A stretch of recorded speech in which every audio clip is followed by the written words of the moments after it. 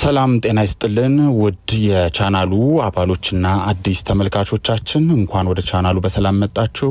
ዛሬ እጅግ አሳዛኝ በሆነ መረጃ ተመልሰናል። ይህም እንደተመለከታችሁት እንግዲህ ነጻነት ወርቅነህ ከዚህ ዓለም በሞት ተለይቷል። ነጻነት ወርቅነህ ለሞት የዳረገው ምክንያት እንዲሁም ስለ አርቲስቱ አንዳንድ መረጃዎችን ይዘናል። ሙሉን ቪዲዮ ተከታተሉ። ቪዲዮ ላይክ አድርጋችሁ እነዚህንና ሌሎች ተከታታይ መረጃዎችን ይዘን ስለምንመለስ ቻናሉን ሰብስክራይብ በማድረግና የደወል ምልክቷን ተጭኖ ኦል የምትሏን በመንካት ተቀላቀሉ። ታዲያ ነጻነት ወርቅነህ እረፍቱ ከተሰማ በኋላ ብዙዎችን ልብ እየሰበረ ከዚህ ቀደም በበርካታ የጥበብ ስራዎቹ ፊልም በመስራት እንዲሁም የማስታወቂያ ስራዎችንና በብዙዎች ደግሞ በኢቢኤስ ቴሌቪዥን በቤተሰብ ጨዋታ በተሰኘው ፕሮግራም የብዙዎችን ቀልብ እንዲሁም ድጋፍ ያገኘበት ፕሮግራም ነበረ። ነጻነት ወርቅነህ ልጅ አባትና ባለትዳር ሲሆን በበርካታ ሰዎች ከኢትዮጵያ ሕዝብ ባለፈ በማህበራዊ ኑሮ የተመሰገነ እንዲሁም በብዙዎች ዘንድ ተወዳጅ የሆነ አርቲስት ነበረ። በዛሬው ዕለት በተሰማው ህልፈቱ እጅግ በማዘንና ነፍሱን ባጸደ ገነት እንዲያኖረው እየተመኘን ስለ ሞት የዳረገውንና አንዳንድ መረጃዎችን እንቀጥላለን። ታዲያ ነጻነት ወርቅነህ በኢንስታግራም ገጹ ህይወቱ ከማለፉ በፊት የገለጻቸው ነገሮች ነበሩ። ታዲያ በ300,000 በላይ ተከታይ ባለው የኢንስታግራም ገጹ ለመጨረሻ ጊዜ ከለጠፋቸው መልእክቶች መካከል እንደምትመለከቱት አንድ ሰው ምን አለኝ ብሎ ይጀምራል። ገንዘብህ እና ጤናህን ስታጣ ምንም አታጣም። ባህሪን ስታጣ አንድ ነገር ታጣለህ፣ ሁሉንም ነገር ታጣለህ። ያንን አስታውስ።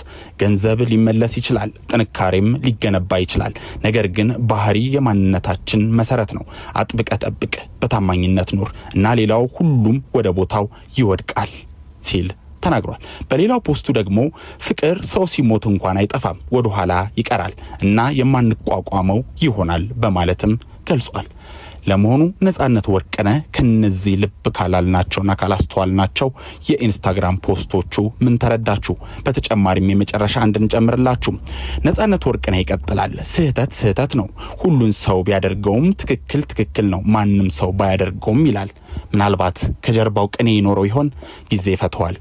ነጻነት ወርቅነህ በህይወት በነበረበት እስከ ዛሬው ዕለት ድረስ ማለት ነው በርካታ የጥበብ ስራዎችን ሲሰራ ከተለያዩ አርቲስቶች ከተለያዩ ድርጅቶች እንዲሁም ከመንግስት አካላትም ጭምር በርካታ የሆነ ድጋፍ እንዲሁም የበርካታ የሆኑ አድናቆቶችና ሽልማቶችን ያገኘባቸው ጊዜዎች ቀላል የሚባሉ ወይም በጣት የሚቆጠሩ አይደሉም። ነጻነት ወርቅነህ ከልጅነቱ ጀምሮ በበርካታ የጥበብ ስራዎች ባለፈባቸው ወቅቶች በበርካታ የኢትዮጵያ ህዝብ ውስጥ ከገባባቸው እስከ ትላልቅ የጥበብ ስራዎች ድረስ እስኪሰራ በነበረበት ወቅት በባህሪው ምስጉን፣ በእምነቱ ጠንካራ፣ ለሰዎች የሚደርስ እንስፍስፍ፣ ለህፃናት ልዩ ፍቅር ያለው በተጨማሪም ሳቅና ጨዋታ አዋቂ አርቲስት እንደሆነ የሚታወቅ ነው። ነጻነት ወርቅነህ ከጊዜያት ወዲህ የሰውነቱ ላይ የተለያዩ ለውጦች መኖር የተለያዩ የማስታወቂያና የፊልም ስራዎች ላይ አለመሳተፉን ብዙዎች ልብ ይሉት ነበረ።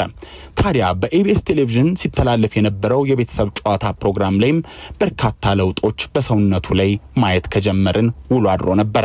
በተለያዩ ኢንተርቪዎቹም ጤናው ላይ ትንሽ እክሎች ሲያጋጥሙት እንደነበረም ከራሱ አንደበት ሰምተን ነበረ። ነጻነት ወርቅነህ ለህልፈት የዳረገው በርካታ ጊዜያት ቀላል የማይባሉ ወራትና ምናልባትም ጥቂት ዓመታት ያክል ሲያሰቃየው የነበረው ህመም እንደሆነም ከቅርብ የመረጃ ምንጮች ለማረጋገጥ ተችሏል። በዛሬው ዕለት ህልፈቱ እስኪሰማ ሰዓት ድረስ ለበርካታ ጊዜያት ከጥበብ በተገለለበት ከካሜራ ጀርባ በሆነበት ወይም ደግሞ ወደ ሚዲያ ባልወጣባቸው በእነዚህ ወቅቶች ጓደኞቹ፣ የቅርብ ቤተሰብና በተለይም ደግሞ ባለቤቱ በውጭ ሀገርም በርካታ የሆኑ ትላልቅ የህክምና መስጫ ተቋማት ላይ ህክምናውን ሲያደርግ እንደነበረም መረጃዎች ወጥቷል።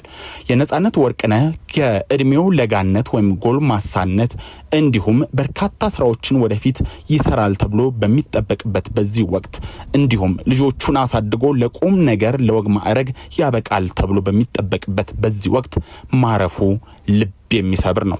ነጻነት ወርቅነህ በዛሬው ዕለት ህይወቱ በማለፉ በድጋሚ ነፍስ ይማር እያልን እንዲሁም ለቤተሰቦቹ ለወዳጅ ዘመዶቹ መጽናናትን እየተመኘን ተሰናበትን። ቻናሉን ሰብስክራይብ ማድረግ፣ ቪዲዮውን ሼር ማድረግ፣ ቪዲዮውን ላይክ ማድረግ እንዳትረሱ። በቀጣይ ሌሎች መረጃዎች ስለ አርቲስቱና ስለ ቤተሰቦቹ እንዲሁም ስለ ጓደኞቹ ያሉትን አዳዲስ መረጃዎች ይዘን እንመለሳለን።